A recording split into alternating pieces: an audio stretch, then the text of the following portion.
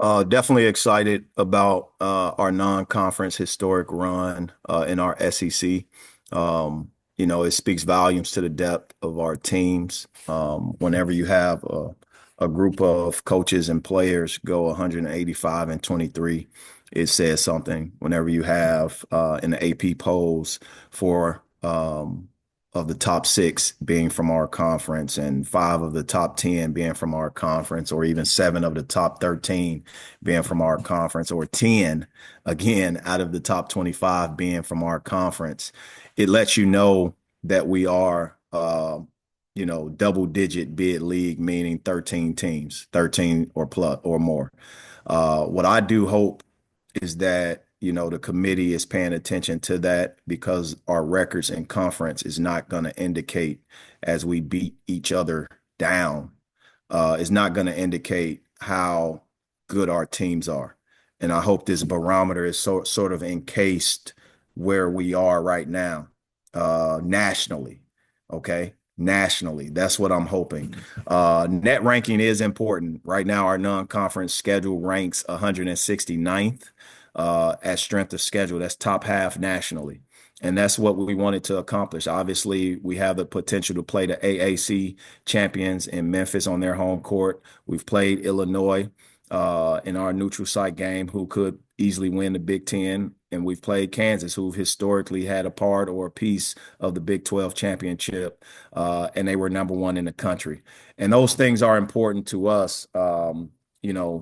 Moving forward, we have 13 nationally ranked teams on our schedule that we'll be able to compete against, starting with Auburn. And, in some cases, net wise, they're the number one team in the country. AP poll, they're number two, right behind Tennessee. So again, it just speaks volumes to where we are, our opportunities to be able to show who we are as well. And I think when you look at those opportunities, they're going to come on the road, they'll come at home, and we just got to be able to play and be in the moment and give our very best. Questions?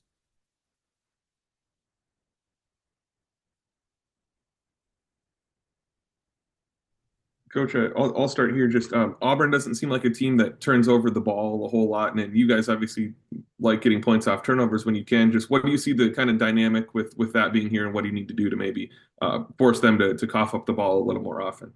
Well, I don't think when it comes down to that's one of their strengths. They get shots before turnovers. The things that we can control, will control. We don't know when turnovers take place. We just got to put ourselves in the right positions to at least make it a little bit more difficult. At the end of the day, they have different pieces in their program, offensively and defensively. I think from a depth perception, they have a very deep team, and obviously one of the nation's best basketball players in Broome. Ultimately, I think our job is to go in there, go in the environment, handle the environment is going to be the key. We can't allow home court advantage to be played against us. We got to be able to understand the volume of that, and we got to understand the execution. So for us, when it comes down to turnovers, if they have minimum, I want to have minimum turnovers too, and that's how I kind of gauge it, the turnover difference. Coach, as you head into road games like these, what have you seen from your team, whether it's been at Memphis or even just over the offseason, that allows you to believe that your team can handle a hostile road environment like Auburn? Well, when you look at hostile environments, I would also count our neutral site game, because for some time playing against I think Illinois will be a top, 10 team in the country, top five possibly, depending on what they have moving forward. But they had an impressive win last night at Oregon by 30 points, which is an AP poll record, I believe. So I just think when you look at Memphis game, that second half, the first half, I thought we did a good job. Second half, I thought we didn't execute how we needed to execute. When it comes down to both games, it gave us what we needed in terms of high level competition. Kansas game did that as well. And let's leave no doubt about it. We had teams come in here on our court and put us in tough situations. And we saw certain guys stand up and step up to the plate and answer the call. So I'm excited about who that will be moving forward and the opportunities to make sure that we give ourselves a chance to win at the end of the game. Dennis, you mentioned Janai Broom. Just wanted to ask you about him, what you see from him, and how do you try to game plan for stopping a player like that? Well, he's first team All-American, I think, potential player of the year player, a person that I thought has continued to move their program forward. The one thing that I would say that stands out with Auburn and Broome, they're not happy with how their season ended. And I want you to think about how Virginia bounced back when they lost to UMBC, I believe. Back in the year before they won the national title. Auburn has that taste in their mouth, and they've been playing that way if you look at the disposition of their team, led by Broome, and he's been playing a certain way with a level of focus. And ultimately, when it comes down to the game plan, guys like that, he's playing unselfish basketball. He could easily average 25 to 30 points a game if he wanted to. And I just think that speaks for the depth of the team, the level of unselfishness he has, but also the job Coach Pearl has done with his program. Dennis, I know you have said a number of times, like, you like to run and play fast. Bruce's teams have historically kind of played that way. I know you have to adjust to different styles, but would you rather go into a matchup against a team that likes to play similarly to the way you would like to, or a contrast in styles? It depends on a couple of things. It depends on the whistle, first of all, the opportunities to shoot a higher field goal percentage or even behind the arc. And those percentages allow you to play a little bit more free and obviously with pace. What I do know is they have depth and we have depth. And what we don't know is which players will be able to step up and answer the bell. I think they have one of the best benches in the country as well. And I think we do too. So it's going to be a slugfest. What I feel for the referees, because they're gonna miss calls and they're gonna make great calls. I just hope that those calls that sometimes are missed don't hurt us as much, especially on the road. And I think ultimately, when you have a team like ours that's getting to that foul line, that we can still manifest those free throw opportunities on the road. So the big picture is whose game plan will fight through the adversity first. And that's kind of how I play it. It's a great question, Gabe, but I can't predict how that ball's going to bounce. And then now the in-game adjustments that I'll have to make.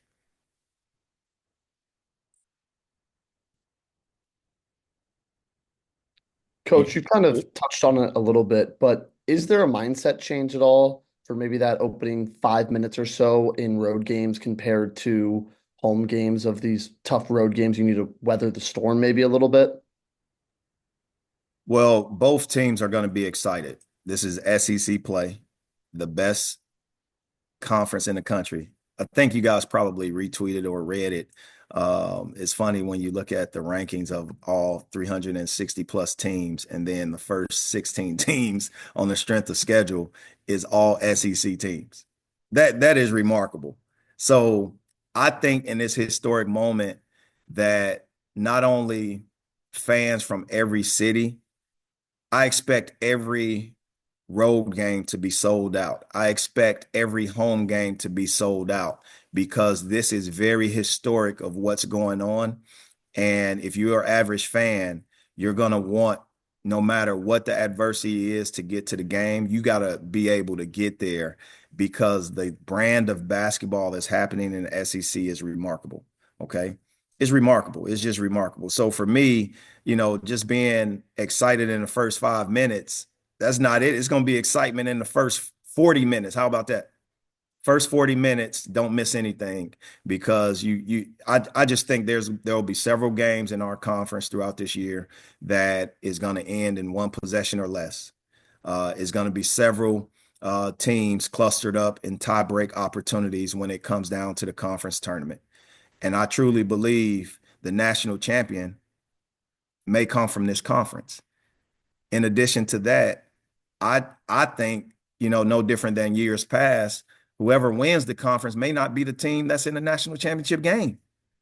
And that's what we're looking at. It's about who can stay healthy, who can fight the duration of this remarkable requirement that we all have in getting to the finish line. I just hope that we all, at the end of the year, have the same amount of players available that we started with. And then that will make an unbelievable run in the NCAA tournament. And, the selection committee and everybody else got difficult jobs. We have to do our job and show up and play. And we got to give our very best. And that's what we have to do. Time for one last question. But you Two talked parts, about Dennis. Go ahead, Drew. sorry. You talked about wanting the non-conference schedule to prepare you for SEC play. Now that you've been through it, what do you feel like that first half of the schedule helped y'all the most?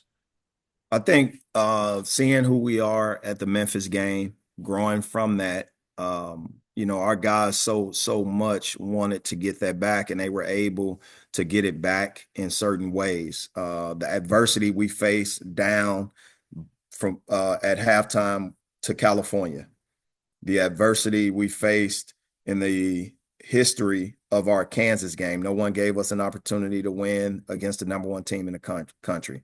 I don't care what's going on now. They were the number one team in the country. And in addition to that, I thought we had several opportunities to win the game against Illinois, and the ball didn't bounce our way, regardless of what took place earlier in that moment. So, we've played against different styles, different coaches. And, now it's just time to focus on the SEC, focus on recovering from game to game. There's going to be situations where, you get delays, you get frequencies of weather change that's going to disrupt somebody's travel. Now it's about the players getting back and getting rerouted, refocused so that the games can take place. And no one's worried about what happens before you get there. It's about getting there and obviously giving your very best. So the schedule has definitely prepared us. It gave us an opportunity to figure ourselves out, have identity. And I think in the summer, you guys didn't know how it was all going to come together. And now that picture is getting more and more clear. And we get to reset everything. No team has a record. We're all 0-0 when it comes down to conference play. And may the best team win on that given night. And I hope we're on the other side of that, meaning the good side of it moving forward. All right. Thanks, Coach. Thank you, guys. MIZ.